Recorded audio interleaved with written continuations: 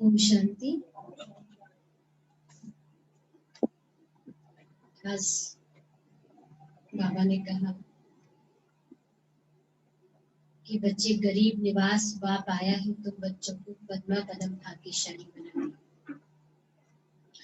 माया की मत पर चलकर के तुम बच्चे 100% दुर्भाग्यशाली बन गए। अभी बाप की श्रीमत पर चलकर के तुम बच्चे पद्मा पदम भाग्यशाली बनते। सुदामा की 4 मुट्ठी का जो गायन है, वैसे तो बाबा ने कहा कि शास्त्रों में जो भी चीज बनी हुई है इस संगम युग के कर्तव्यों की ही बनी हुई है। संगम युग का ही गायन फिर आधा कल्प तक अलग अलग रीति से चला आता है। बाबा कहते बच्चे तुम ही वो सुदामा हो तो 4 मुट्ठी चावल के बदले 21 जन्म के लिए माला माल धनवान बन जाते। गरीब का बाबा ने बार बार पहले भी बताया है, गरीब का 1 पैसा साहूकार का 1000 लाख के बराबर होता है। बाबा प्राप्ति सबको एक जैसी ही कराता है। फिर आज बाबा ने विनाश के लिए भी इशारा दिया मुरली में। कई बच्चे बाबा से प्रश्न पूछते हैं कि बाबा हम कुटुंब संभाले या आपके यज्ञ की संभाल करें। तो बाबा ने कहा कि बच्चे तुम अपना कुटुंब संभालो, यज्ञ तो बाबा का है, वो तो चलता ही रहेगा।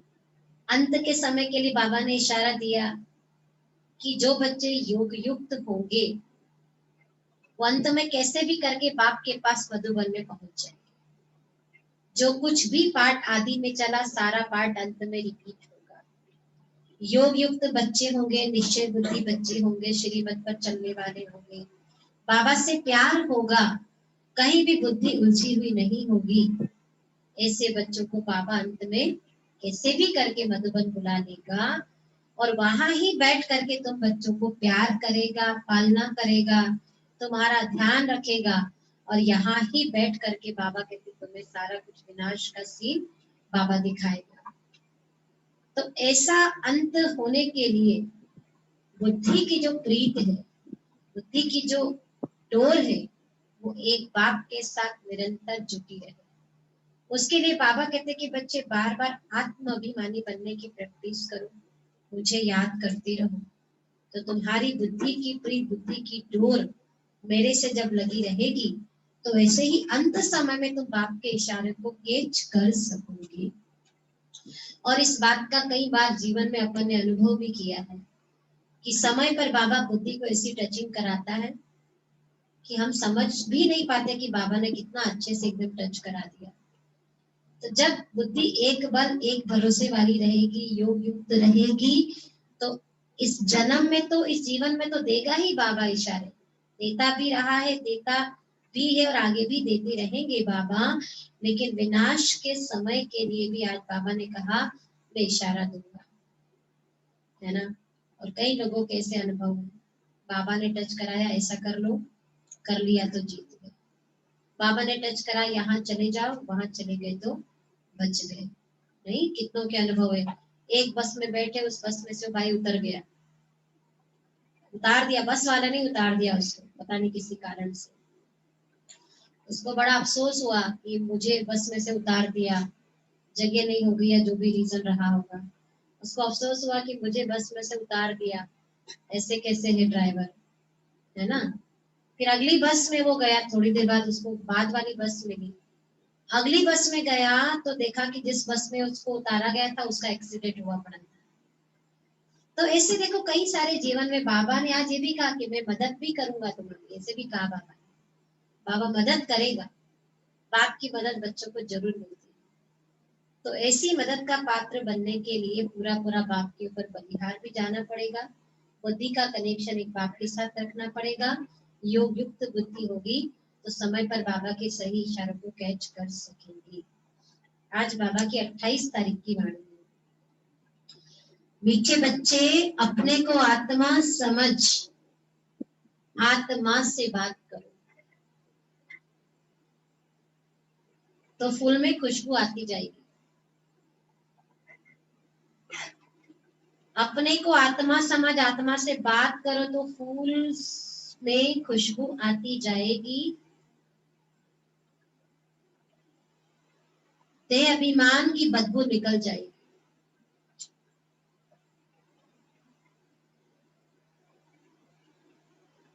देह अभिमान में क्या है? बदबू। बदबू पसंद आती है किसी को? तो देह अभिमान से बदबू आती है और आत्म अभिमानी स्थिति से खुशबू आती है। देह अभिमान रहेगा तो किसी न किसी विकार की बदबू आएगी, काम की आएगी, क्रोध की आएगी, ईर्ष्या की आएगी, लगाव की आएगी, है ना, अभिमान की आएगी। ये सब बदबू है जो मनुष्य आत्माओं से भी दूर करेगी और परमात्मा से भी दूर करेगी। और देही अभिमानी अवस्था, आत्माभिमानी अवस्था से क्या आएगी? गुणों की खुशबू, जो आत्माओं के भी समीप ले जाएगी और बाबा के भी समीप ले जाएगी। प्रश्न है, अपनी खुशबू चारों ओर फैलाने वाले सच्चे फूल व परवाने कौन है? अपनी खुशबू चारों ओर फैलाने वाले सच्चे फूल व परवाने कौन है?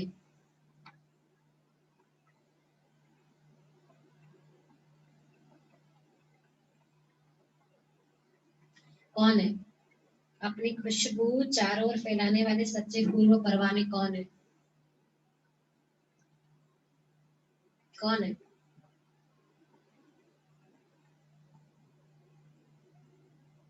पहली लाइन में तो कह दिया बाबा ने कि खुशबू किससे आएगी।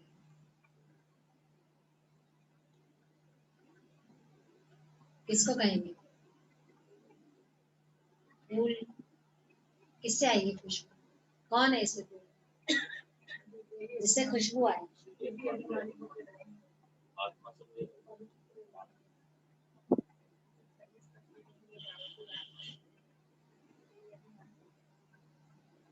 और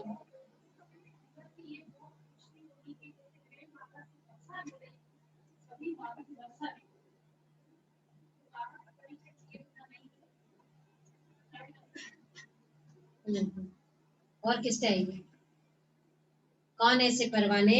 अपनी खुशबू चारों ओर फैलाने वाले सच्चे फूल व परवाने कौन है?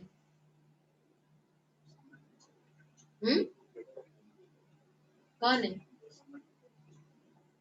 समर्पित माना?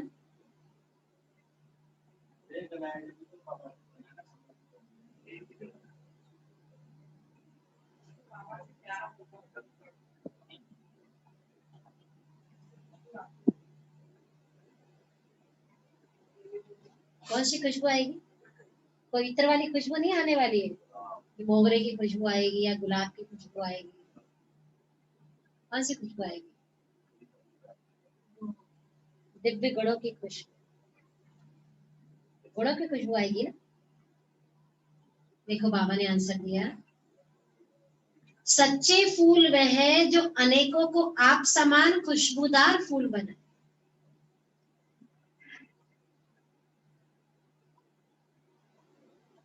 सच्चे फूल वह है जो अनेकों को आप समान खुशबूदार फूल बनाए।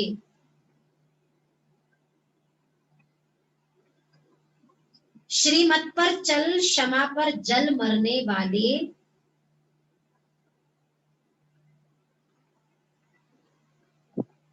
श्रीमत पर जल क्षमा पर जल मरने वाले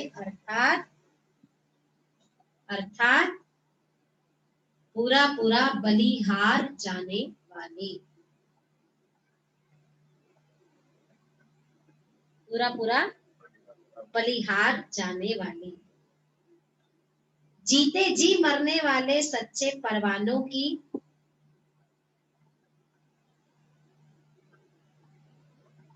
जीते जी मरने वाले सच्चे परवानों की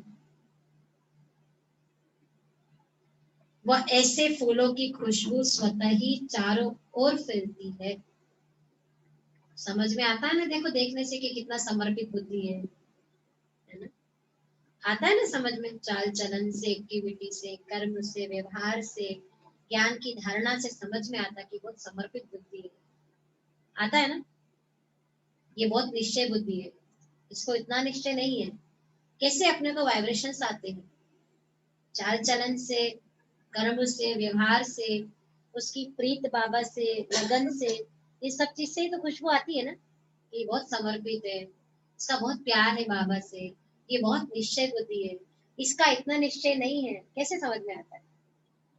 इन्हीं बातों से समझ में आता है। कौन सी निशानी बताई बाबा ने? श्रीमत पर चल, क्षमा पर जल मरने वाले, अर्थात पूरा पूरा बलिहार जाने वाले, जीते जी मरने वाले सच्चे परवानों की वैसे फूलों की खुशबू स्वतः ही चारों ओर फैलती है। गीत क्या है आज का?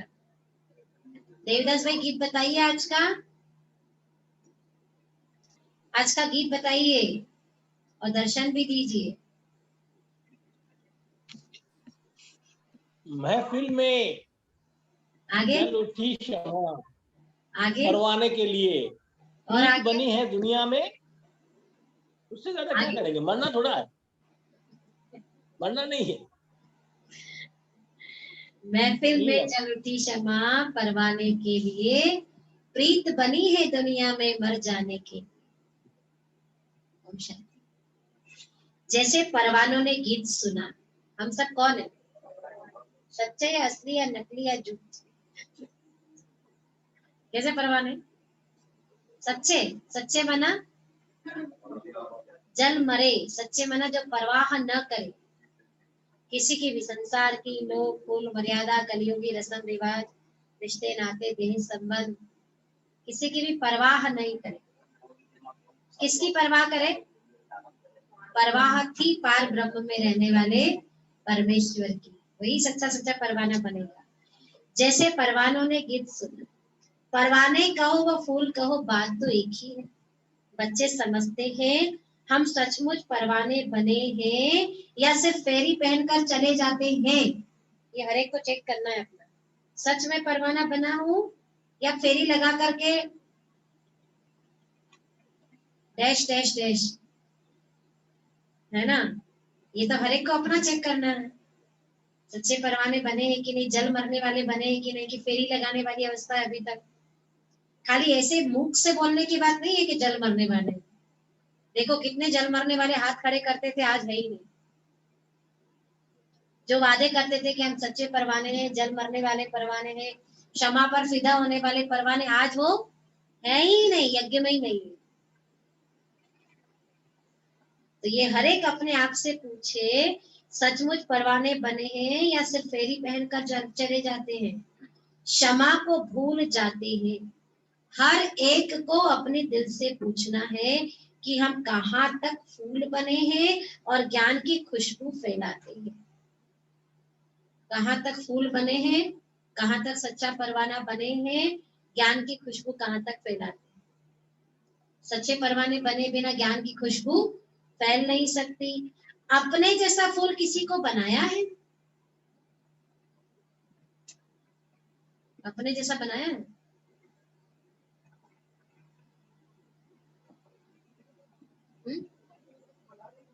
वैसे भी अपने जैसा तो बनाना ही नहीं है, क्योंकि सारा एक लौट निकलेगा तो फिर गड़बड़ हो जाएगा ना। ऐसे बन गए सारे अपने जैसे तो फिर कैसे काम चलेगा? बाप समान बनाना, अभी आप समान नहीं बनाना, क्योंकि अपन ऐसे तो फिर वैसी प्रजा, माँ वैसी वैसी रचना उसकी वैसी, ऐसे नहीं बनाना जैसे अपन ने, अपने से भी अच्छा बनाना है। क्योंकि जो जैसा होगा वो ऐसा ही बनाएगा, ये मान के चलो आप। जो खुद लूज होगा वो क्या करेगा? हाँ तुम भी ऐसे ही हो जाओ। खुद कभी कभी उठ, हाँ कभी कभी उठ जाएगा तो ऐसा कुछ नहीं है, खुद करे। मतलब ये तो आप पक्का पक्का मान के चले कि जो जैसा होगा वो वैसा ही बनाएगा, अपने आप वही चीज ट्रांसफर करेगा दूसरों, होगी भी वही जो उसके अंदर भरा हुआ होगा। इसलिए अपने जैसा नहीं बनाना है। ताराचंद भाई, अपने जैसा बनाएगा तो कैसा लौट निकलेगा?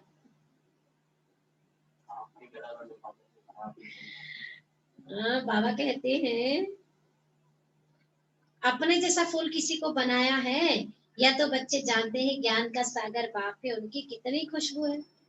जो अच्छे फूल वो परवाने हैं उनकी जरूर अच्छी खुशबू आएगी। अच्छा फूल बना होगा तो खुशबू अपने आप आएगी, छुपती थोड़ी है। अभी देखो अगरबत्ती जली तो खुशबू आ रही है ना, अगर सच में ऐसे बने होंगे तो खुशबू आएगी। वर्णन करने से खुशबू थोड़ी फैलेगी, लेकिन बनेंगे तो अपने आप अच्छी खुशबू आएगी। वे सदैव खुश रहेंगे, औरों को भी आप समान फूल व परवाने बनाएंगे। फूल नहीं तो कली बनाएंगे। पूरे परवाने वह जो, पूरा परवाना वह जो जो जो जीते जी मरते हैं, बलि चढ़ते हैं अथवा ईश्वरी औलाद बनते हैं। ईश्वरी औलाद तो अपन बन गए, लेकिन पूरा परवाना, सच्चा परवाना बाबा ने किसको बोला? जो जीते जी मरता है, पूरी तरह से बलि चढ़ जाता है। कोई साहूकार किसी गरीब के बच्चे को गोद में लेते हैं, तो बच्चों को साहूकार की गोद में आने से फिर वही माँ बाप याद आते रहते हैं और गरीब की याद भूल जाती है। धनवान के घर में अडॉप्ट हो गया कोई, तो याद थोड़ी ना करेगा पुराने माँ बाप को, उसी को याद करेंगे। जानते हैं कि हमारे माँ बाप गरीब है, परंतु याद साहूकार माँ बाप को करेंगे जिससे धन मिलता है। स्मृति तो रहती है कि मैं फलाने का बच्चा हूं, लेकिन याद धनवान को ही करेंगे जिससे प्राप्ति होगी। यहाँ भी बाबा कहते हैं कि लौकिक की भी स्मृति है, लौकिक माँ बाप ने जन्म दिया, लेकिन अभी हमें ये पता चला कि हम बाबा के बच्चे बन गए, बाबा की गोद के बच्चे बन गए, और प्राप्ति भी 21 जन्मों की बाबा से होनी है। देह के माता पिता से, लौकिक माता पिता से तो प्राप्ति होनी नहीं है हमको, उनसे तो क्या मिलेगा वर्षा, जैसे वो है वही देंगे, ज्यादा में ज्यादा, और क्या देंगे। तो याद हमें भी किसको करना है? पारलौकिक बाप को, बेहद के बाप को। साधु सन्यासी आदि हैं, वे साधना करते हैं मुक्ति धाम में जाएं, सब मुक्ति के लिए ही पुरुषार्थ करते हैं, परंतु मुक्ति का अर्थ नहीं समझते। कोई कहते हैं ज्योति ज्योत समाएंगे, कोई समझते हैं पार निर्वाण जाते हैं। निर्वाण धाम में जाने को ज्योति में समाना या मिल जाना नहीं कहा जाता। निर्वाण धाम में जाने को ज्योति में समाना, मिल जाना, मोक्ष प्राप्त हो जाना, आत्मा परमात्मा में लीन हो गई, ऐसी अवस्था बिल्कुल नहीं कहा जाता। तुम समझते हो हम दूर देश के रहने वाले हैं, इस गंदी दुनिया में रहकर क्या करेंगे? मन है क्या रहने का? दूर देश के रहने वाले हैं, हमारा घर अलग है, हमारी दुनिया आने वाली अलग है, इस गंदी दुनिया में रहकर क्या करना है? बच्चों को समझाया है जब कोई से मिलते हैं तो यह समझाना पड़े कि यह बना बनाया ड्रामा है। सत्युग, त्रेता, द्वापर, कलयुग, और फिर है संगम युग। यह भी समझाया है सत्युग के बाद त्रेता का संगम होता है। तो उसमें क्या होता है? सत्युग के बाद त्रेता का संगम हुआ तो क्या हुआ? क्या हुआ? तो कला कम हो गई। वह युग फिरता है और यह कल्प फिरता है। वहां युग बदले, सत्युग से त्रेता आया, त्रेता से द्वापर आया, द्वापर से कलयुग, वहां युग बदले, और ये क्या बदल रहा है? 3 कारण से इसको कल्याणकारी संगम युग नाम दिया गया है ना। कौन से 3 कारण है? ये जो संगम युग है, 3 कारणों से इसको पुरुषोत्तम कल्याणकारी संगम युग नाम दिया गया है। कौन कौन से 3 कारण है? कौन से 3 कारण संगम युग नाम दिया है? वहां तो युग बदले, 2 युगों का संगम, यहाँ 3 कारणों से संगम युग नाम दिया गया। कौन कौन से 3 कारण है?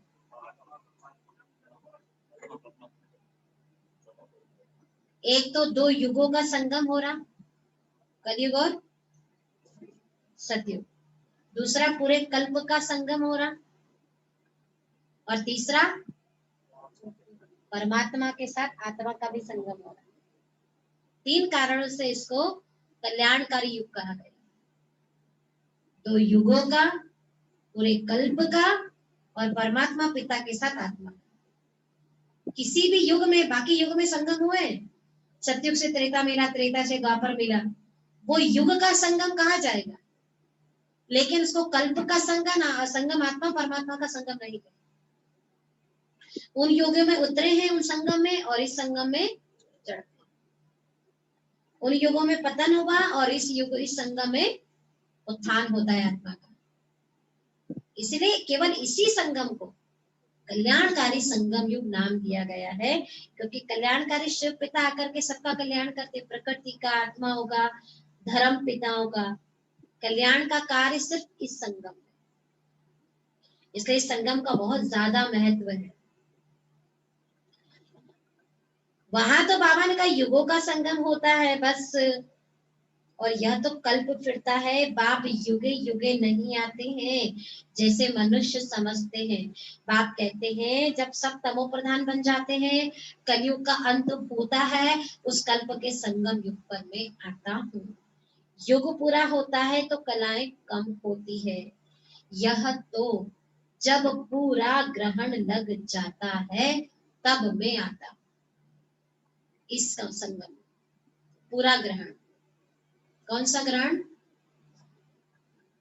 विकारों का, बुराई का, दुख का, दर्द का, शांति का, विकृति का, सबको। प्रकृति को भी ग्रहण लगता है, मनुष्य आत्माओं को ग्रहण लग जाता है, साधु सन्यासी को ग्रहण लग जाता है, धर्म पिताओं की आत्माओं को भी, सबको जब ग्रहण लगता है, सबकी जब उतरती कला हो जाती, तब अंत में मैं आता हूँ। या तो जब पूरा ग्रहण लग जाता है तब मैं आता हूँ, मैं युगे युगे नहीं आता हूँ। स्पष्ट समझा रहे हैं बाबा। यह बाप बैठ किसको समझा रहे हैं बाबा आज? बाप बैठ किसको समझाते हैं? बाप बैठ किसको समझा रहे हैं आज? किसको समझा रहे हैं आज? यह बाप बैठ परवानों को समझाते हैं। परवानों में भी नंबरवार है, कोई तो जल मरते हैं, कोई फेरी पहनकर चले जाते हैं, और कोई दूर से देख के खुश होते हैं। अपन कौन से?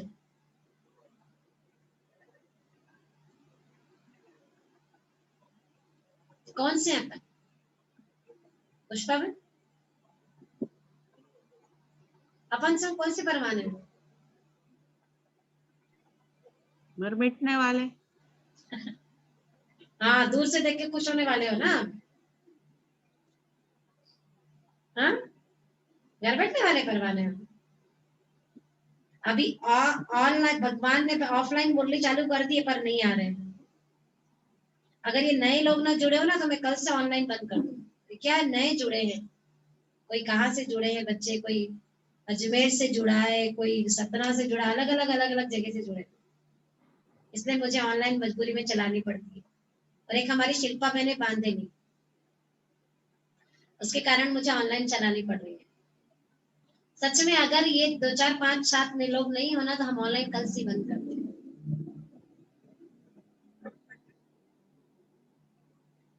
और चढ़ती कला तेरे बहाने सबका बना। हाँ, ऐसे कहेंगे ना। देखो राखी भी घर बैठना सीख गई है, एक दूसरे को फॉलो अपन क्या ऐसी चीजों में फॉलो बहुत जल्दी करते हैं अपन। कहाँ इतना महत्व, अरे बाबा के घर आए तरसते थे, अभी भगवान ने खो दिया, और अभी कितने दिन खुला ये भी पता नहीं। हाँ, अभी कितने दिन खुला है ये भी पता नहीं है। देखो 8 दिन 15 दिन, कुछ भी पता नहीं है कितने दिन खुलने वाला है ना। और अभी अपन देखो बाबा के घर नहीं आते हैं, और अपन ही बाबा के घर का महत्व बताते थे, और आज अपना ही कोई महत्व नहीं है बाबा के घर। कैसे कहेंगे? बाबा ने बताया ना, कोई तो जल मरने वाले परवाने हैं, कोई फेरी पहन कर चले जाते हैं, श्रीमत पर तुम ही चल सकते हो। श्रीमत पर तुम ही, और श्रीमत पे चले बिना जल मरने वाला परवाना बन नहीं सकते। अगर कहाँ भी श्रीमत पर न चले तो माया पछाड़ती रहेगी। श्रीमत का बहुत गायन है, श्रीमत भगवत गीता कहा जाता है। एक श्रीमत अक्षर के कारण ही भक्ति मार्ग की गीता का महत्व है।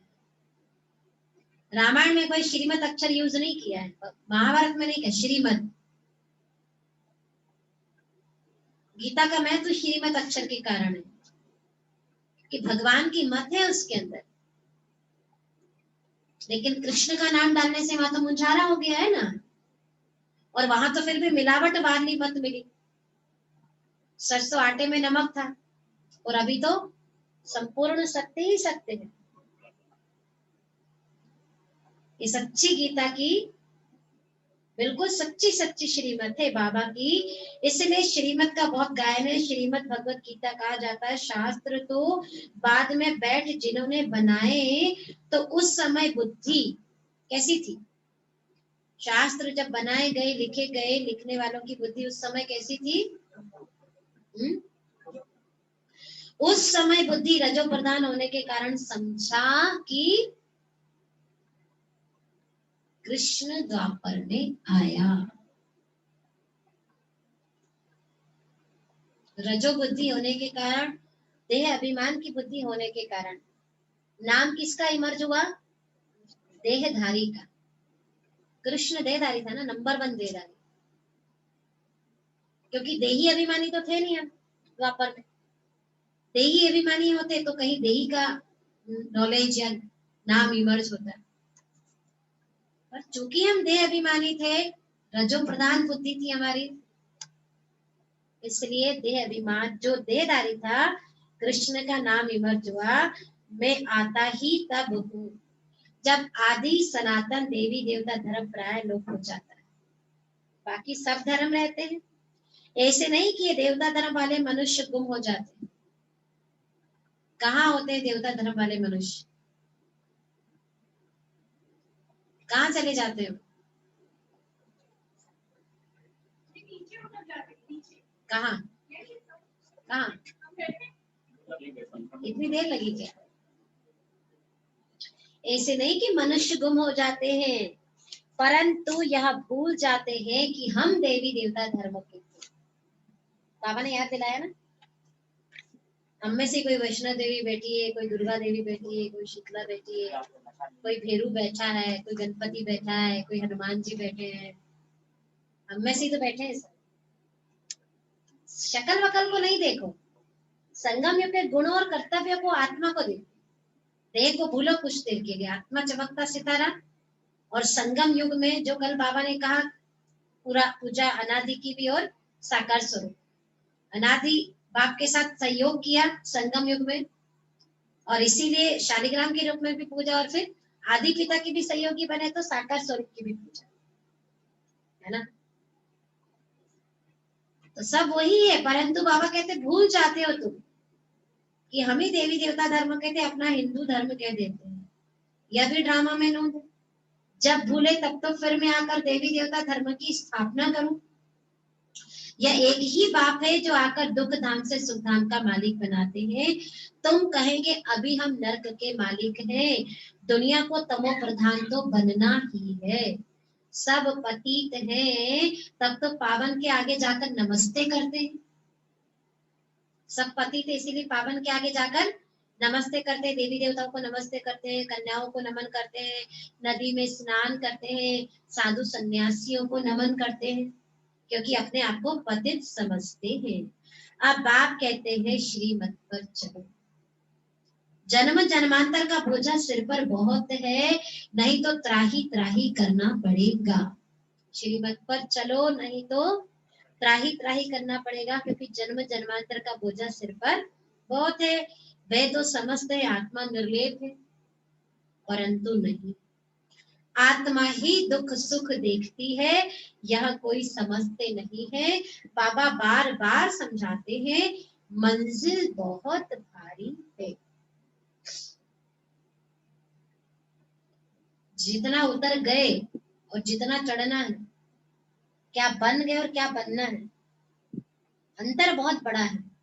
मंजिल बहुत भारी। भले अपन कहते हैं कि हम लक्ष्मी नारायण बनेंगे, पर लक्ष्मी नारायण बनना अगर इतना इजी होता तो केवल 108 की 8 की माला बनती क्या? 8 रत्नों का 9 रत्नों का गायन होता क्या? 108 की माला थोड़ी बनती।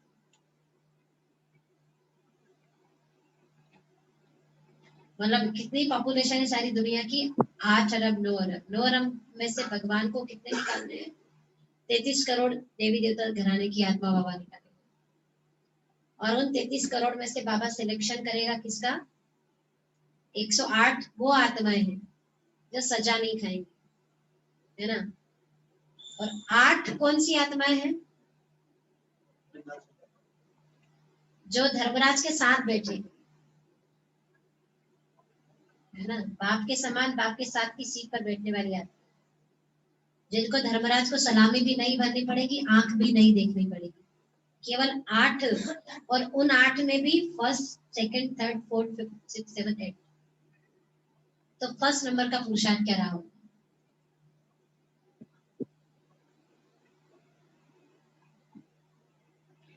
भगवान का सिलेक्शन देखो, ऐसे कहेंगे ना, क्या कहेंगे? इसे सिलेक्शन किया ना बाबा ने। अच्छा, उन 8 में भी पहला, दूसरा, तीसरा, चौथा, पांचवा, छठा, सातवां, आठवां। सत्युग में 8 गद्दी चलेगी, तो पहला अलग और 8वां अलग। तो सिलेक्शन का आधार क्या है? जल मरने वाला परमात्मा, पूरी तरह से बलिहार। जो बलि जाएगा वही बाप के गले का हार बनेगा। संबंधों को भी लौकिक में अलौकिकता का परिवर्तन जो बाबा ने किया, ब्रह्मा बाप ने।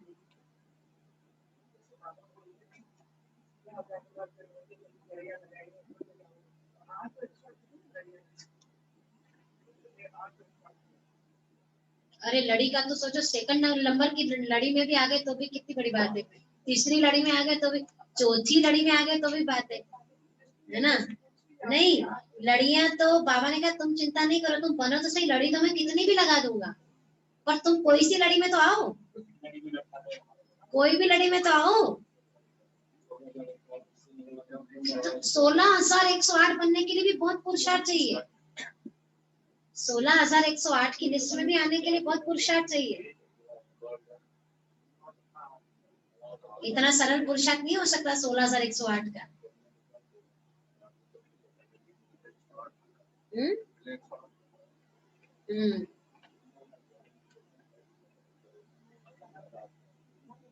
अच्छा, सबसे आश्चर्य की बात है कि यहाँ पर हमारे पास एक सबसे अच्छी चीज ये है कि हमको पता है कि क्या करेंगे तो माला में आ जाएंगे, भाई किसकी नकल करेंगे तो माला में आ जाएंगे। यहाँ पर एग्जाम्पल है इतना बड़ा, ऐसा करो तो ऐसा बनेगा, और ऐसा करने की छुट्टी स्वतंत्रता भी है, ज्ञान की समझ है, बुद्धि को समझ है, एग्जाम्पल है, बाबा की श्रीमत है, फंडे क्लियर है कि क्या करने से क्या बनेगा।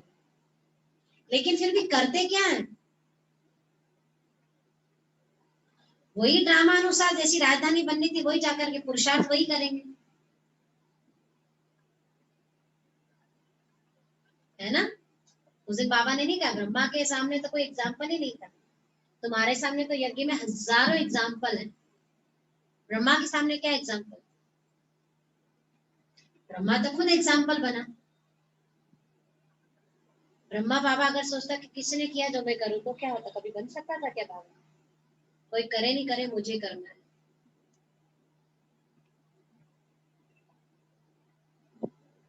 तो वही बाबा कहते हैं,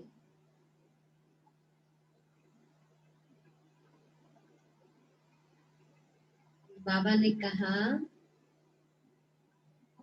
तुम कहेंगे अभी हम नर्क के आत्मा, वो तो समझते आत्मा निर्लय, मंजिल बहुत भारी है, इस समय तुम पुरुषार्थ करते हो जबकि दुखी हो, जानते हो सत्य में हम बहुत सुखी रहेंगे, वहां यह पता नहीं रहेगा कि हमको फिर से दुख धाम में जाना है।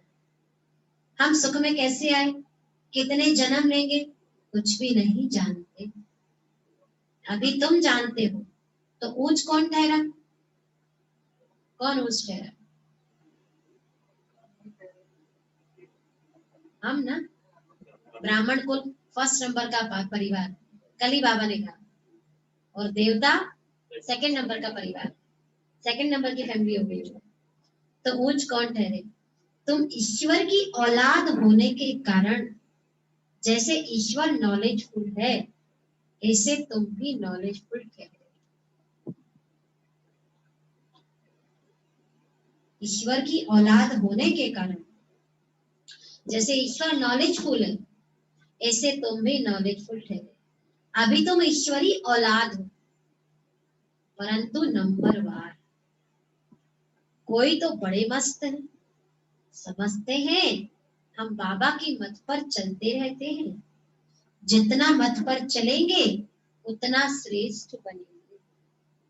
बाप सम्मुख बैठ बच्चों को समझाते हैं, बच्चे दे अभिमान छोड़ दो, देही अभिमानी बनो, निरंतर याद करो। राजेश में क्या समझा रहे बाबा सम्मुख में?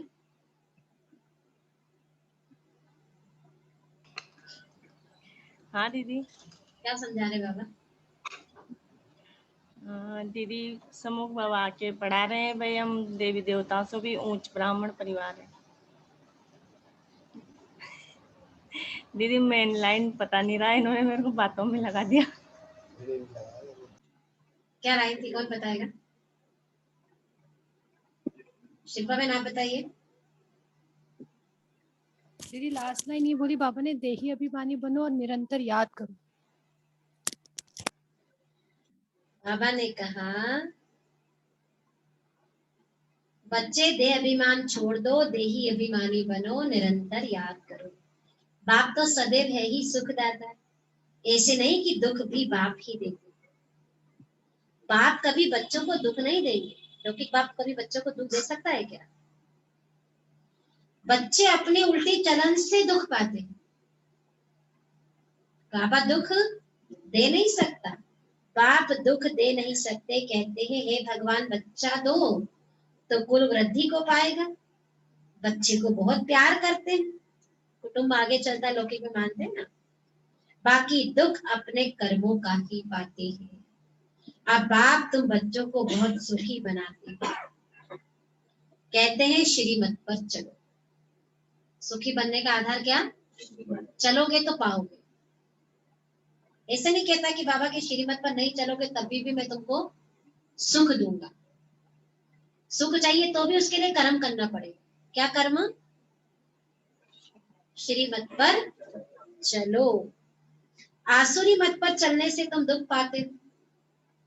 बच्चे बाप अथवा टीचर अथवा बड़ों की आज्ञा न मानने से दुखी होते। परिवार में भी तो बड़ों की आज्ञा नहीं मानते तो दुख पाते हैं ना बच्चे। माँ बाप तो लक्ष्य रखते कि बच्चे सुखी हो, सारे जतन इसीलिए करते कि बच्चे सुखी बन जाएं। लेकिन बच्चे नहीं मानते हैं, रास्ता भटक जाते हैं, तो अपने कर्मों से दुख पाते हैं। दुखदाई खुद बनते हैं, माया के बन पड़ते हैं। ईश्वर की मत अब ही तुमको मिलती है। ईश्वर की मत की रिजल्ट कितना समय चलती है?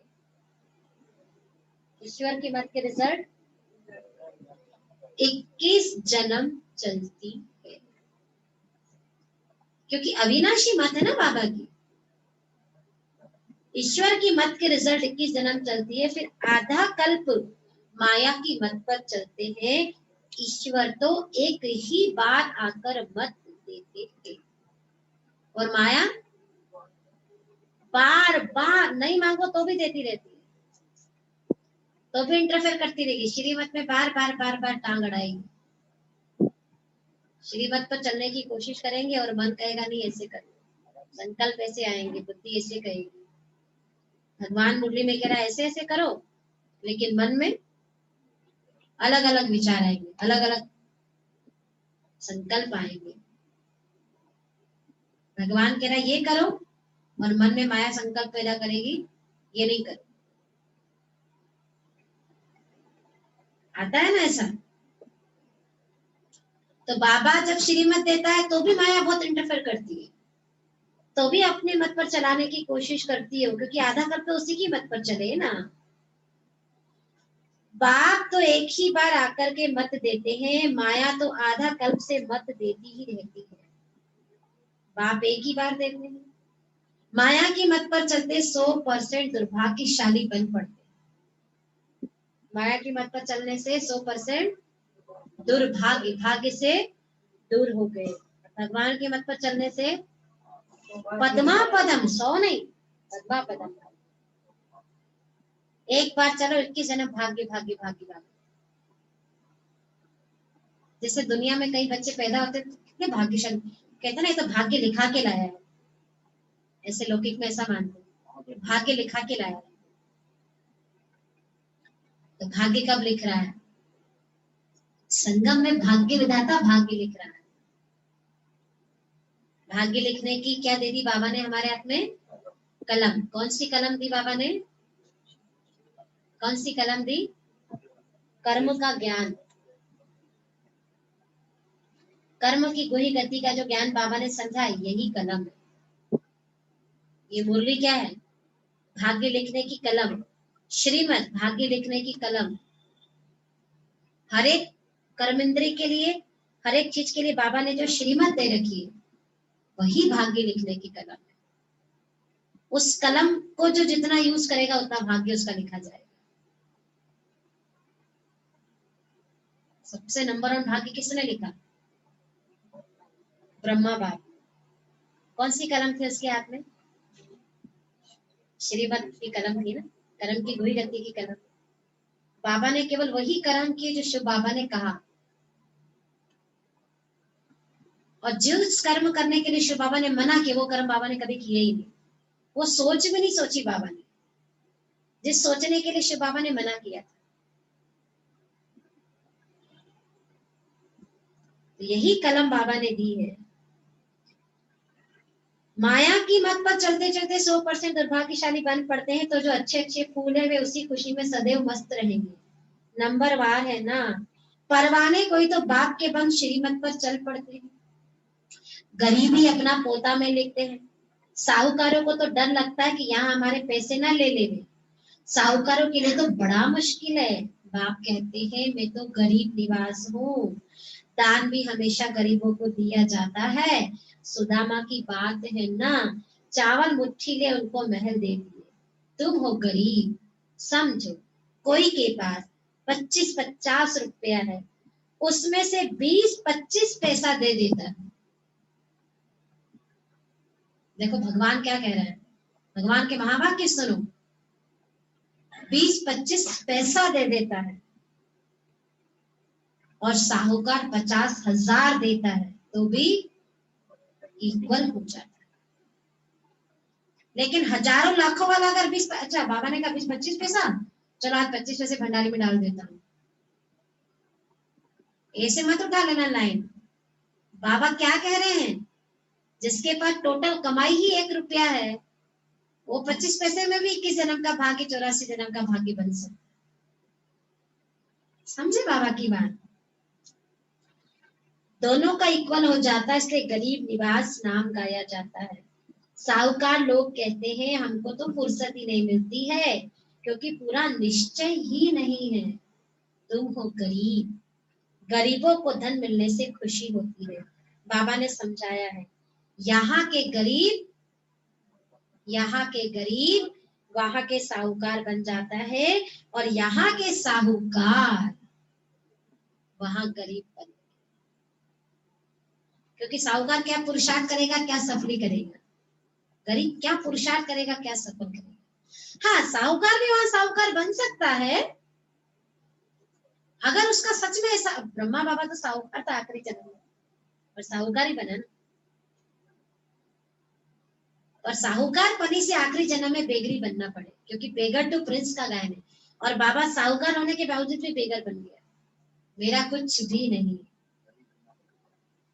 खाली हाथ। जानकी दादी कहती थी ना, सफेद कपड़ा जेब खाली। जानकी दादी कहती थी ना, सफेद कपड़ा और जेब खाली।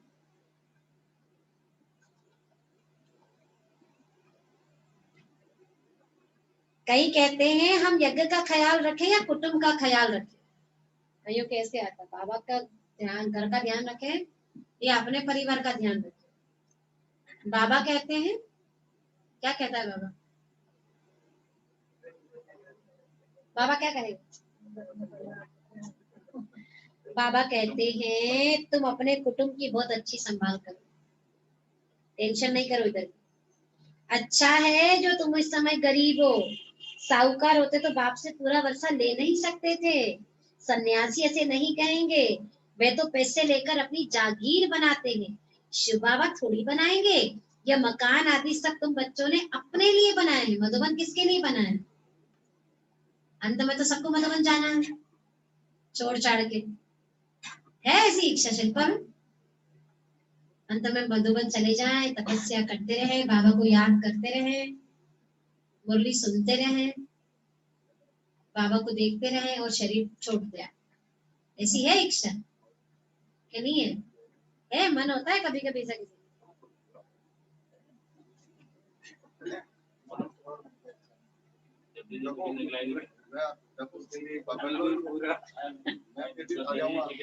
कितने इजी इजी आंसर देते हैं ना अपन।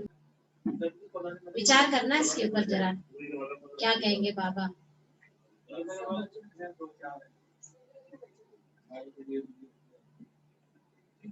बाबा ने कहा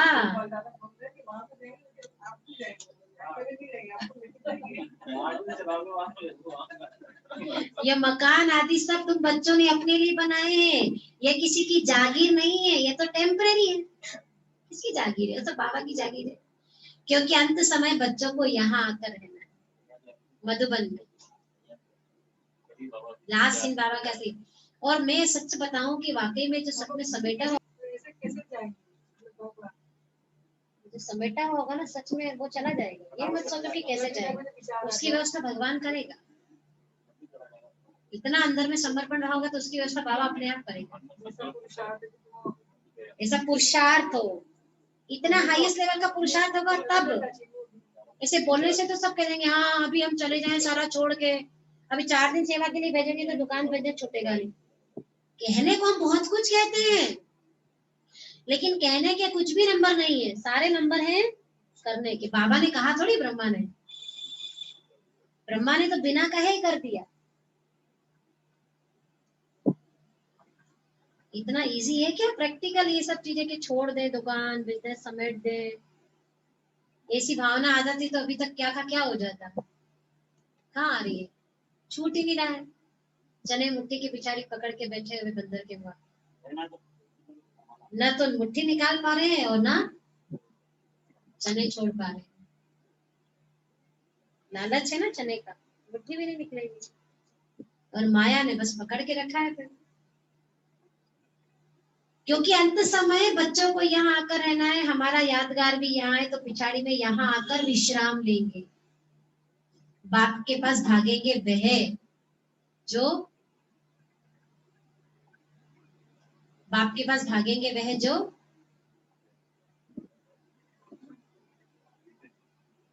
कौन भागेगा? जो योग युक्त होंगे, उनको मदद भी मिलेगी। बाबा की बहुत मदद मिलती है। सुनो देखो बाबा ने क्या कहा, उसको मदद मिलेगी, बाबा की बहुत मदद मिलेगी। तुमको यहाँ बैठकर विनाश देखना है। कहाँ? ऊंची चोटी पर बैठ करके। जैसे शुरू में बाबा ने तो बच्चों को बहलाया है, फिर पिछाड़ी में बहलाना शुरू करेंगे। बहुत प्यार करेंगे बाबा लास्ट में बच्चों को, जैसे कि वैकुंठ में बैठे हैं, बहुत नजदीक होते जाएंगे। या तो समझते हैं कि हम यात्रा पर हैं, थोड़े समय के बाद विनाश होगा, तुम बहुत खुश हो जाएंगे, बस हम जाकर प्रिंस बनेंगे। किस्म किस्म के फूल हैं। हर एक बच्चे को समझना चाहिए मैं कितनी ज्ञान की खुशबू दे रहा हूँ। हर एक को समझना चाहिए मैं कितनी ज्ञान की खुशबू दे रहा हूँ, किसको ज्ञान और योग की शिक्षा देता हूँ। जो करते हैं वे अंदर में प्रफुल्लित रहते हैं। बाबा जान जाते हैं कि यह किस अवस्था में रहते हैं, इनकी अवस्था कहाँ तक गैलप करेगी। गैलप उनकी करेगी जो परवाना बन चुका होगा। अवस्था उसकी उन्नति को पाएगी जो परवाना बन चुका होगा। बाप समझाते माया के तूफान तो बहुत आएंगे, उनसे अपने को बचाना है। अभी यह राजयोग परमपिता परमात्मा आकर सिखाते हैं, परमात्मा आकर आत्माओं को समझाते हैं। आत्मा को ज्ञान है, मैं आत्मा अपने इस ब्रदर आत्मा को समझाती हूँ। आत्मा आत्मा भाई को समझाती है। जैसे परमात्मा बाप हम आत्मा बच्चों को समझाते हैं, हम भी आत्मा हैं। बाबा हमको योग सिखाते हैं, हम फिर इन आत्माओं को समझाता हूँ। परंतु यह आत्मापन का निश्चय न होने से अपने को मनुष्य समझ मनुष्य को ही समझाते हैं। इसलिए आत्मा को तीर नहीं लगता। दिमाग का तीर दिमाग तक और दिल का तीर दिल तक, बाबा ने बोला है। आत्मा समझ आत्मा को नहीं समझाते, मनुष्य समझ मनुष्य को समझाते, इसलिए आत्मा घायल नहीं होती है। घायल किसको करना है? आत्मा को। तो तीर भी आत्मा समझ आत्मा को लगाना पड़ेगा। मनुष्य समझकर मनुष्य को समझाएंगे तो आत्मा को कभी तीर नहीं लग सकता। मैं परमात्मा तुम आत्माओं से बात करता हूँ। इसलिए देखो हमको बाबा की बात कितनी जल्दी से समझ में आई। क्यों समझ में आई? क्यों समझ में आई अपने को बाबा की बात? अच्छी लगी बाबा की बात, निश्चय हो गया बाबा की बात, समझ में आ गई, खट से तीर लगा। क्यों? सदा परमात्मा अभिमानी अवस्था में लेकर के बाबा ने केवल आत्मा को देखा, आत्मा से बात करी, आत्मा को समझाया, आत्मा को पढ़ाया, आत्मा को शिक्षा दी और आत्माओं का ही उद्धार करने के लिए आया। आत्मा को ही कलयुग से सत्युग में ले जाने के लिए बाबा आया। नहीं, बाबा कहते हैं मैं तुम आत्माओं से बात करता हूँ, कहते हैं ना बाबा मुरली में, आत्माओं से बात करता हूँ, आत्मा को देखता हूँ, आत्मा को समझाता हूँ, आत्मा को याद करता हूँ, आत्मा को शिक्षा देता हूँ, आत्मा के लिए श्रीमती आत्मा अभिमानी बनने की, आत्माओं को वर्षा देने आया।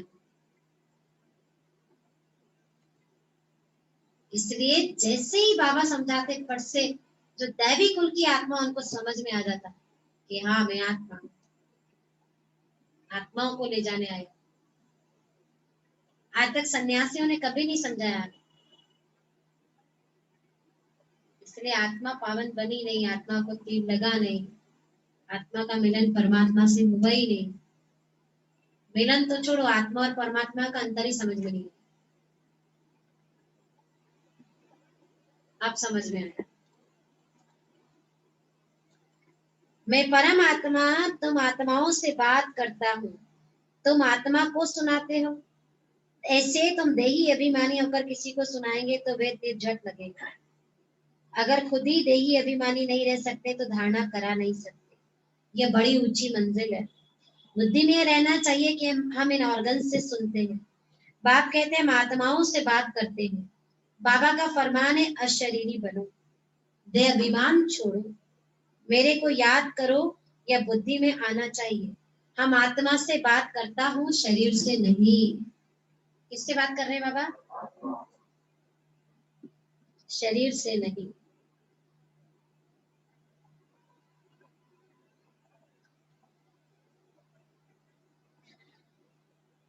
फल फीमेल है, उनकी भी आत्मा से बात करते हैं।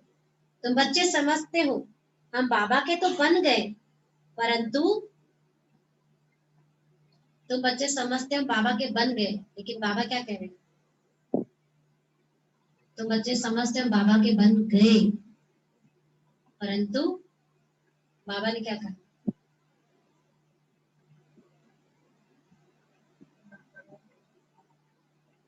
परंतु नहीं।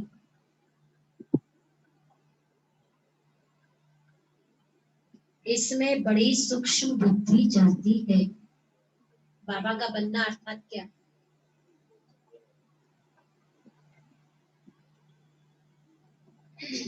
बाबा का बनना अर्थात जल मरना। बाबा का बनना अर्थात परिवर्तन।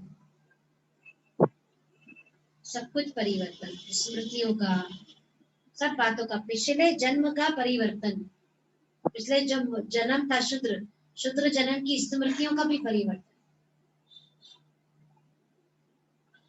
इसमें बड़ी सूक्ष्म बुद्धि चाहिए। बाबा ने कहा मैं आत्मा हूँ, मैं इनकी आत्मा को समझाता हूँ, यह हमारा भाई है, इनको रास्ता बताना है।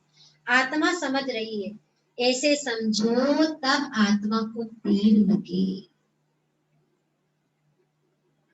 तब आत्मा को ज्ञान दे। जो कहते हैं ना क्या करें, सुनाते बहुत है पर सुनते नहीं, किसी को समझ में नहीं आता है। कईयों की शिकायत रहती है ना, कितना को बाबा का परिचय देते हैं पर किसी को समझ में नहीं आता है, कोई को निश्चय नहीं होता है। आज बाबा ने आंसर दे दिया। क्या आंसर दिया? तुम देह समझ कर सुनाते हो ना, इसलिए उसको तीर नहीं लगता। आत्मा समझ के सुनाओगे तो ही उसको तीर लगेगा। अब ऐसा करके देखना। देखिए करते हो ना सेवा बाबा के बच्चे, कस्टमर को सुनाते हो ना बाबा का ज्ञान, आत्मा समझ के सुनाते हो। अब आत्मा समझ के सुनाना और आत्मा देख के सुनाना, देखो फिर कैसे तीर नहीं लगता है। क्योंकि बाबा ने कोई बात कही है मतलब वही सत्य है, उसके आगे पीछे कुछ सत्य है ही नहीं। बाबा ने कहा देह समझ के सुनाते, उससे उसको तीर नहीं लगता। स्वयं को भी आत्मा समझो और उसको भी आत्मिक भाव से समझाएंगे, तब जाके उसको तीर लगेगी। शिकायत करते ना अपन, कितनों को बाबा का परिचय देते पर समझ में नहीं आता उनको, उसका कारण आज बाबा ने बताया, निवारण भी बताया बाबा ने। आत्मा समझ समझाओगे तो जाके फट से उसको तीर लगेगी। आत्मा समझ रही है, तुम बच्चे समझते हो हम बाबा के तो बन गए, परंतु नहीं, इसमें बड़ी सूक्ष्म बुद्धि चलती। मैं आत्मा हूँ, मैं इनकी आत्मा को समझाता हूँ, यह हमारा भाई है, इनको रास्ता बताना है। आत्मा समझ रही है, ऐसे समझो तब आत्मा को तीर लगे। देह को देखकर सुनाते हो तो आत्मा सुनती नहीं है। देखो बाबा की लाइन क्या है, देह को देखकर सुनाते हो तो आत्मा सुनती नहीं है। इसलिए अभी आज से गांठ मान लो कि किसी को भी बाबा का संदेश देना है, परिचय देना है, तो पहले ये सोचो कि मैं आत्मा और सुनने वाली भी। देह समझ के सुनाते इसलिए आत्मा को सुनाई नहीं पड़ता, आत्मा सुनती ही नहीं है। बाबा ने कहा पहले यह वार्निंग दो कि मैं आत्मा से बात करता हूँ। आत्मा को न तो मेल न फीमेल कहेंगे, आत्मा तो न्यारी है। मेल फीमेल तो शरीर से नाम पड़ता है, जैसे ब्रह्मा सरस्वती को मेल फीमेल कहेंगे, शिव बाबा को न मेल न फीमेल, न पुल्लिंग न स्त्रीलिंग। वो क्या है, वो क्या है, वो है ज्योतिर्लिंग या शिवलिंग। वो स्त्रीलिंग पुल्लिंग कभी बनता नहीं है बात, या तो उसको बोलेंगे ज्योतिर्लिंग या बोलेंगे शिवलिंग, क्योंकि मेल फीमेल बनता ही नहीं है। बाबा आत्मा को बाबा कहता ना कि तुम मेरे बच्चे हो, बच्चियां नहीं हो, हम भगवान के बच्चे हैं। अच्छा भाई लोग भी क्या कहते हैं, भगवान के बच्चे। माताएं भी क्या कहती है, हम भगवान के बच्चे हैं, बाबा के बच्चे हैं। तो ऐसे तो मेल फीमेल कुछ नहीं है, आत्मा तो एक एनर्जी है, निराकार ज्योति है। लेकिन फिर भी बाप से वर्षा मिलता है, तो वर्षा लौकिक में भी किसको मिलता है, बच्चे को मिलता है। तो वर्षे के नाते बाबा कहते तुम हमेशा समझो कि हम आपके। अब बाकी तो क्या है, वो तो एक निराकार ज्योति स्वरूप है, ना बच्चा है ना बच्ची है। लेकिन परमात्मा के सब बच्चे, सारी दुनिया भगवान के बच्चे। ऐसा कभी नहीं कहते सारी दुनिया भगवान की बच्चियां, सारी आत्मा परमात्मा की संतान, बच्चे हैं इस करके। और परमात्मा के वर्षे के अधिकारी हैं, और वर्षे का अधिकारी कौन होता है, बच्चा, इसलिए हम बच्चे। बाकी तो इन सबसे पार जाना है। मैं आत्मा परमात्मा की संतान हूँ। आत्मा तो न्यारी है, मेल फीमेल तो शरीर से नाम पड़ता है।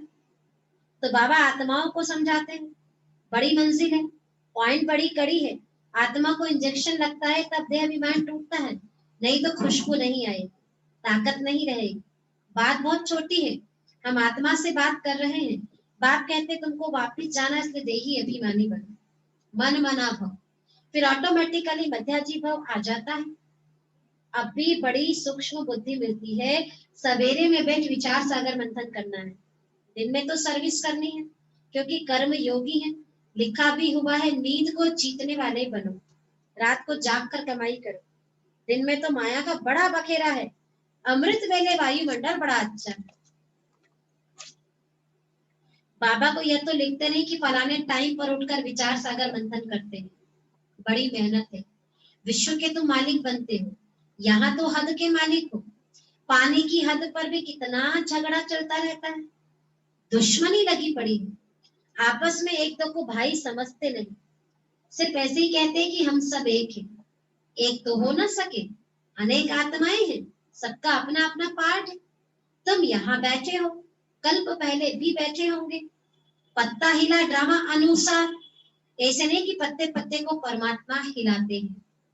ऐसी ऐसी बातें समझकर फिर समझा। हर एक समझ सकते हैं कि हम परवाना बने हैं, हम बाबा की मत पर चलते रहते हैं, फालतू बातें तो नहीं करते हैं। कहाँ अपना पैसा पाप की तरफ तो नहीं लगा रहे हैं। क्या क्या पूछना हर एक को अपने दिल से, कौन सी बात पूछने की कह रहे बाबा? हम परवाने बने हैं, हम बाबा की मत पर चलते रहते हैं, फालतू बातें तो नहीं करते हैं, कहाँ अपना पैसा पाप की तरफ तो नहीं लगा रहे हैं। ये हर एक को अपना चेक करना। अच्छा मीठे मीठे सुखमय बच्चों प्रति मात पिता बाप दादा का याद प्यार और गुड मॉर्निंग। रूहानी बाबा की रूहानी बच्चों को नमस्ते, रूहानी बच्चों की रूहानी बाबा को याद प्यार नमस्ते गुड मॉर्निंग। ओम शांति। सार क्या है बताइए, कौन बताएगा सार?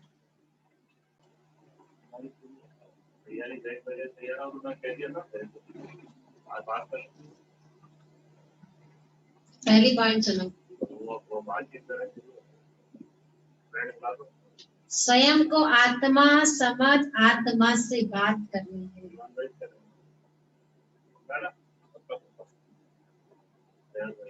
स्वयं को आत्मा समझ आत्मा से बात करनी है। जाने के पहले मकान तो बना जाओ, फिर भले जाओ।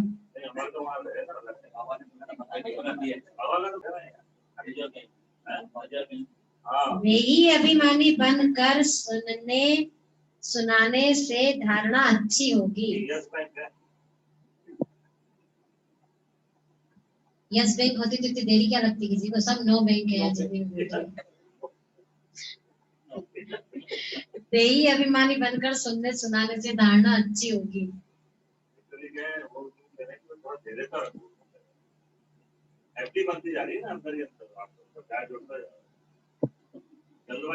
यही अभिमानी बनकर सुनने सुनाने से धारणा अच्छी होगी। दूसरा है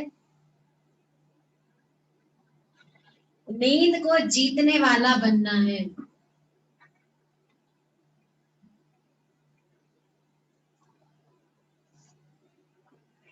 नींद को जीतने वाला बनना है।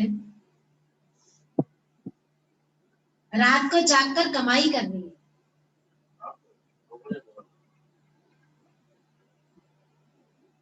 रात को जागकर कमाई करनी है। विचार सागर मंथन करना है।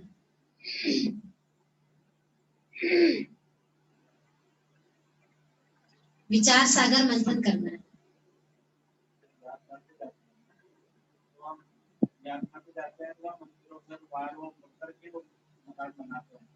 तो आप ऐसा बनाओगे? तो यदि तीर्थ यात्रा पे जा रहे हैं, उससे पहले मकान बना जाओ तो आगे मकान बना हो। किसी भी फालतू बातों में अपना समय नहीं गंवाना है। किसी भी फालतू बातों में अपना समय नहीं गंवाना है। हाँ लिखना है ना, बाबा ने मैंने थोड़ी बोली। किसी भी फालतू बातों में समय नहीं गंवाना है।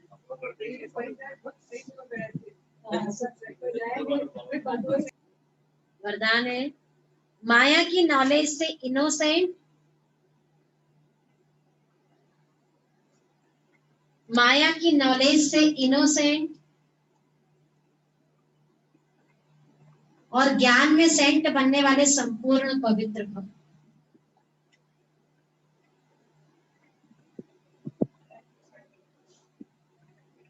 माया की नॉलेज से इनोसेंट और ज्ञान में सेंट बनने वाले संपूर्ण पवित्र भव। पता है, जैसे सत्युगी आत्माएं विकारों की बातों की नॉलेज से इनोसेंट होती हैं।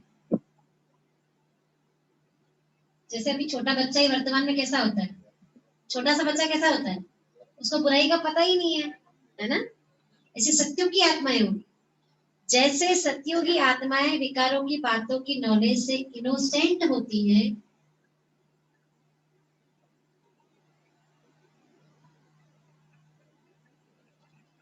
वही संस्कार स्पष्ट स्मृति में रहे। सत्युगी संस्कार, अनादि संस्कार जिसको बाबा कहते हैं, वही संस्कार स्पष्ट स्मृति में रहे तो माया की नॉलेज से इनोसेंट बन जाएंगे। माया की नॉलेज से इनोसेंट बन जाएंगे।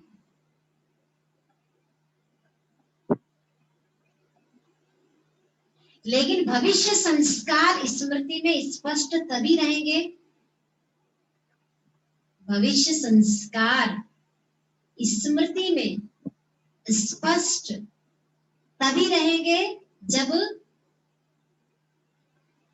क्या होगा, भविष्य संस्कार स्मृति में स्पष्ट तभी रहेंगे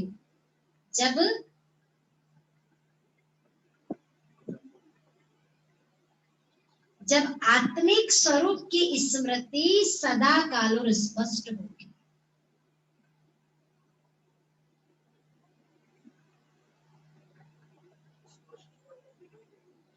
जब आत्मिक स्वरूप की स्मृति सदा काल और स्पष्ट होगी।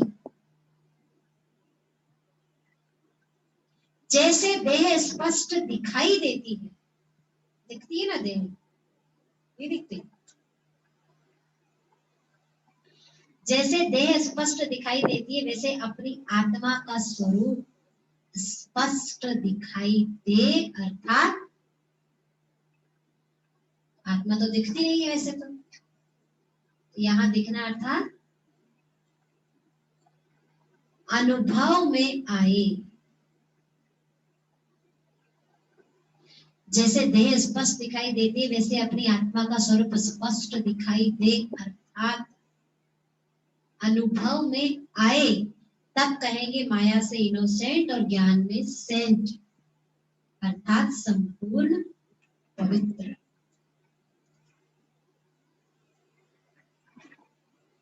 मतलब भविष्य संस्कार का स्मृति में स्पष्ट रहेंगे, वर्तमान में कौन से संस्कार को स्मृति में लाना पड़ेगा, अनादि संस्कार, और भविष्य में वो आदि संस्कार। क्योंकि भविष्य में हमें देह से ही पार्ट बजाना है, केवल आत्मा तो पार्ट बजा नहीं सकती है। सत्युग में पार्ट तो देह से बजाएगी ना आत्मा, और देह में रहते भी संस्कार कौन से रहे, देही के। तो देही के संस्कार रहे, सत्युगी संस्कार इमर्ज हो, उसके लिए संगम युग में क्या करना है, देही के संस्कार की स्मृति स्वरूप बनना है। आत्म अभिमानी जो स्थिति है उसका स्वरूप बनना है। संगम युग की आत्म अभिमानी अवस्था ही सत्युग में दैवी संस्कार बनेगी। आत्मा के अनादि गुण, अभी क्या है, आत्मा के गुणों का ज्ञान है। अनादि स्वरूप क्या है, आदि स्वरूप क्या है। अभी अगर किसी को लिखने को बोले, सुनाने को बोले तो बहुत अच्छे से सुना देंगे कि अनादि स्वरूप ये और आदि स्वरूप ये।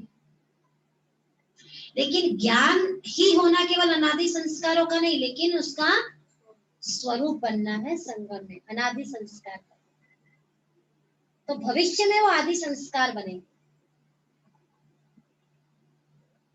और अनादि गुणों की स्मृति में रहकर ही आत्मा आदि के पाठ बजाएगी, सत्यों की पाठ बजाएगी। लेकिन स्वरूप कौन सा रहेगा उसको स्मृति में, अनादि। हालांकि वहां पर ये नहीं रहेगा कि मैं परम धाम में हूँ या शिव बाबा की संतान हूँ, हाँ, लेकिन मैं आत्मा हूँ। जैसे अभी यहाँ कितना स्पष्ट है कि मैं देह हूँ, ये तो बाबा के मेरे तब अंतर पता पड़ा। दुनिया को तो अभी भी स्पष्ट है कि मैं देह हूँ, जैसे वहां पर मैं आत्मा हूँ, ये अनादि, और आत्मा हूँ तो कौन सी हूँ? प्रेम स्वरूप, शांत स्वरूप, पवित्र स्वरूप, जो आत्मा के मूल गुण है। उन मूल गुणों की स्मृति में रह करके आत्मा आदि के पाठ बजाएगी, इसलिए देवी देवता कहलाएगी। और द्वापर से मूल गुणों को विस्मृत कर गई वो, और देह का गुण अवगुण आ गया, तो फिर वो अपने आप काम के वश, क्रोध के वश, लालच के वश, घृणा के वश, बहुत सारा फिर जो है विकारों के वश आत्मा कर्म करती है।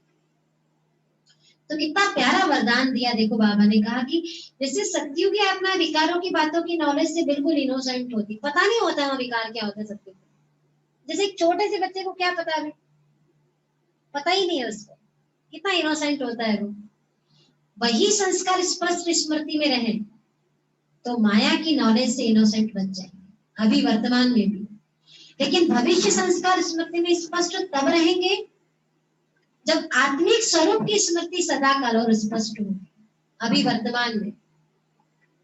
जैसे बाबा ने एग्जाम्पल किया दिया, देह स्पष्ट दिखाई देती है, वैसे अपनी आत्मा का स्वरूप स्पष्ट दिखाई दे, अर्थात आंखों से तो आत्मा दिखेगी नहीं, लेकिन अनुभव में आए।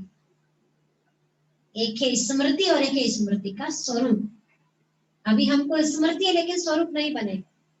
स्वरूप बन जाएंगे तो अनुभव होगा कि मैं आत्मा शरीर से बिल्कुल अलग हूँ। अभी तो योग में बैठते हैं तो अनुभव करते हैं, अभी अनुभव करने के लिए अलग से बैठना पड़ता है कि मैं योग कर रही हूँ, अभी मैं आत्मा समझूंगी अपने आप। अलग से समझते, खास प्रैक्टिस करते समझने की, अनुभव करने की।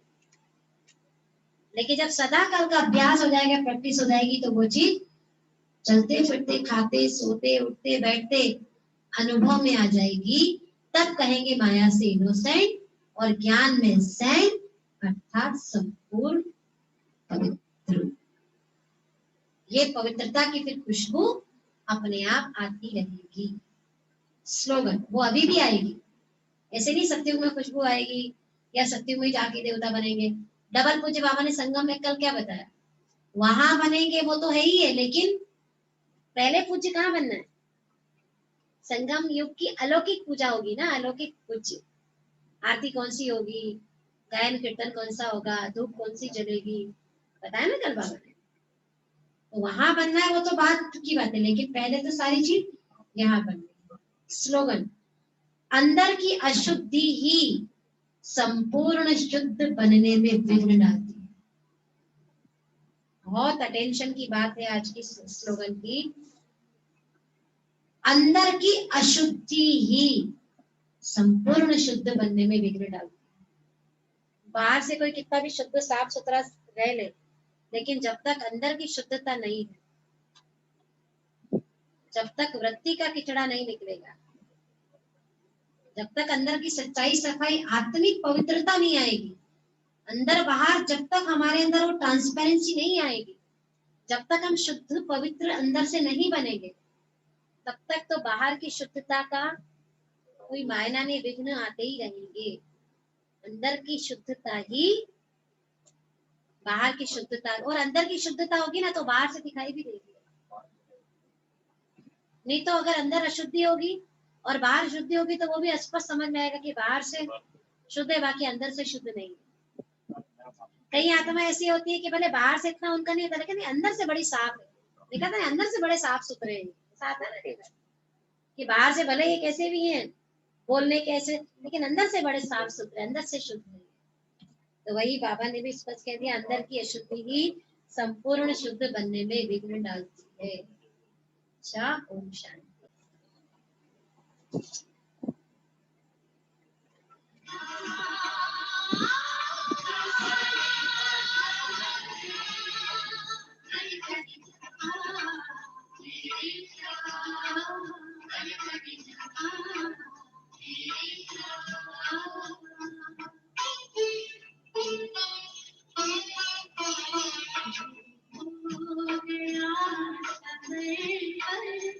ईश्वर की राह